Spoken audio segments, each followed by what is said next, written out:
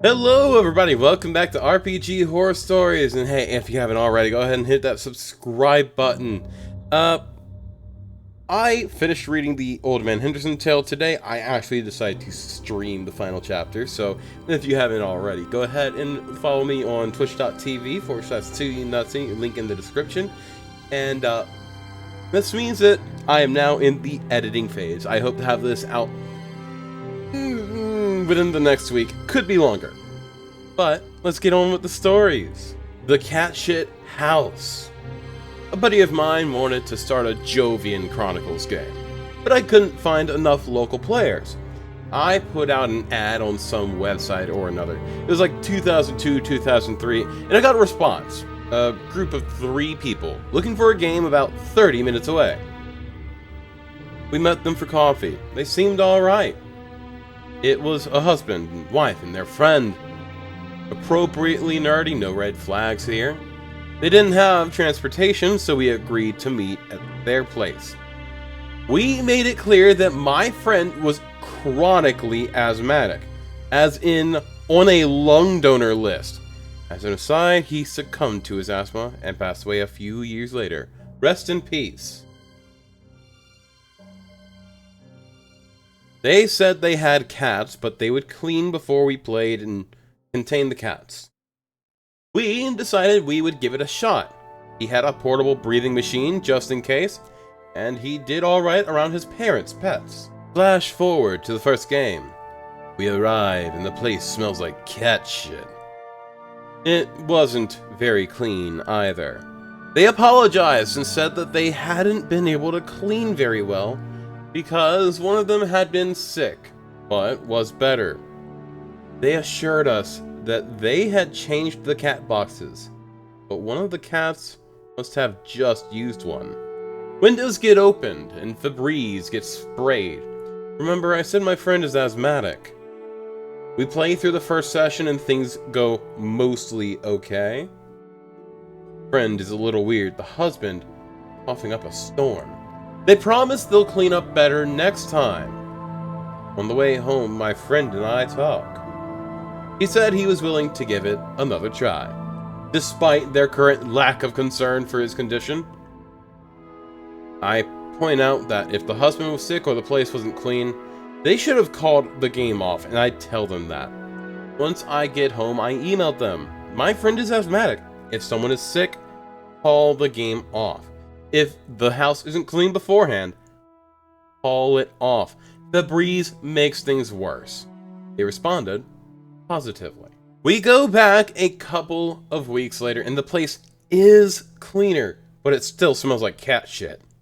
After playing for a bit, my friend suddenly got up, went to the door, and motioned for me to come outside. I excused myself, figuring he had something character related to tell me. There's cat shit everywhere, he says. What? Got my shoe and some of it under the table. He lifts up his shoe to show me the bottom. Back in and look. Once we went back inside, I take a discreet look around, and sure enough, there are cat crap landmines scattered about near the walls or corners. They weren't all new either. I'd asked to use the bathroom. I noticed the shit smell was more pungent in the hallway leading to the bathroom.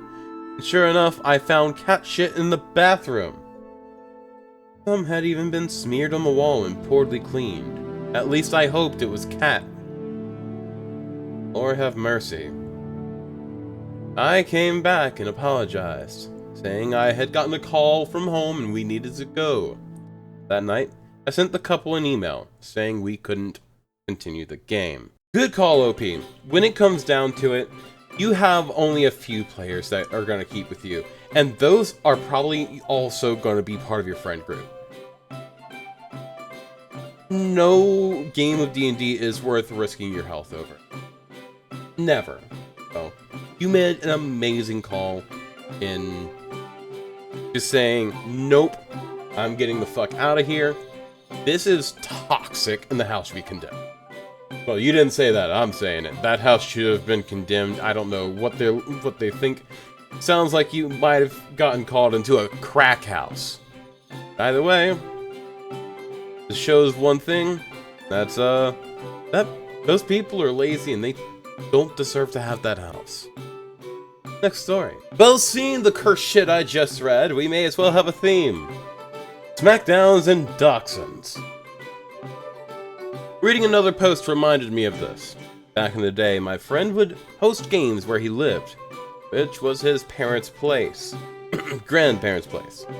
Everyone knew the rules, we just needed to keep it down and keep to the side of the house our friend's room was in.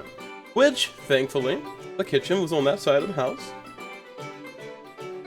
We were playing a game run by a now well-known game designer. I won't get into who. Two players, D and H, had been having a slow-burning spat. D was extremely passive-aggressive and had been making little comments and snide remarks all night long. Meanwhile, H was getting visibly more and more irritated. H eventually just had enough after D said something under his breath. He flew out of his seat, overturning the table we were all playing around, and punched D in the face. D let out a wail and ran out of the room with H in hot pursuit as our host trailed behind. Pleading with them to stop, they were slamming doors, H yelling, "Get the fuck back here and stop being a pussy!" Stomping the occasional from D, and things getting knocked over. Eventually, as the door to their room was opened, two miniature dachshunds entered the fray, yipping, yapping, and biting at their ankles. Cue Benny Hill. I lost it laughing, so it took me a few moments to compose myself before I could help get things under control. Then, being friends with both D and H, I convinced H it would be better if he just headed home, and the same for D. I hung out for a bit to help the host clean things up. We never continued that game.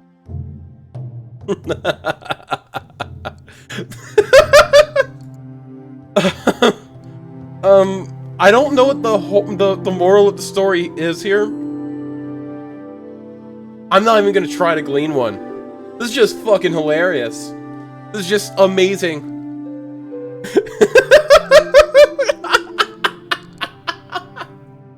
Oh my god.